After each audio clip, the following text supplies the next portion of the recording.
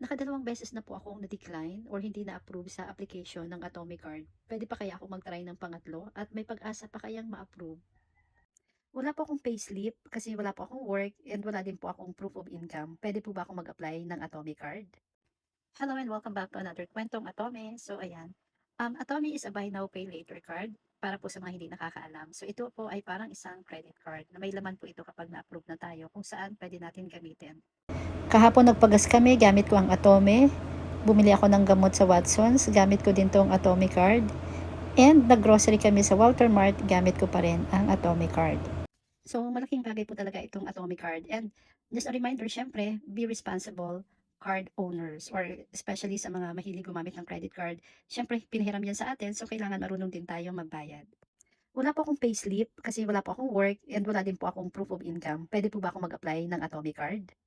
So yes, ang sagot dyan, at isa na ako sa magpapatotoo sa inyo na nung nag-apply ako ng Atomic Card, wala po akong payslip dahil wala po akong trabaho, wala din po akong proof of income, so wala akong document na sinubmit, pero na-approve po ako. Nakadalawang beses na po akong na-decline or hindi na-approve sa application ng Atomic Card. Pwede pa kaya ako mag-try ng pangatlo at may pag-asa pa kayang ma-approve?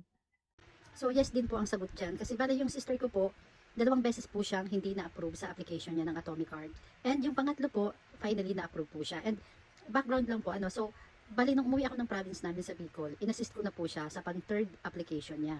So, nireview ko po yung, di ba nag-resubmit po siya ng application, no? So, tiningnan ko, sabi ko, baka may try natin baguhin dito. So, kasi wala naman sa choices doon yung kung may tindahan ka, kung store owner ka, di ba? So, ang pinili namin doon, or ako na kasi yung nag-assist, sabi ko, ilagay ko dito, or piliin ko, self-employed.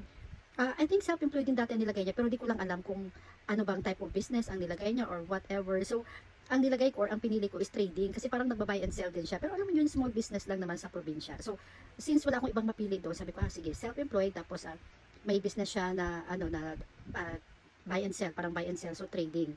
And yun ang nilagay, pinili ko, trading, tapos 20,000 yung monthly income na inilagay ko din doon. And by the way, sa amin pala, yung sa province namin, yung barrio namin, wala sa choices doon kapag magpipili ka ng physical address kung saan ipapadala yung card kapag na-approve na. So, yung physical mailing address, wala doon sa choices yung barrio namin. Kasi siguro dahil nga medyo bundok na nga siya, so wala sa choices. Ang ginawa ko na lang, ang pinaka-mailing address niya ay yung mailing address ko. So, yun, inilagay ko na lang doon na sa address ko na lang, para ako na lang yung magre-receive ng kanyang card just in case na ma-approve na.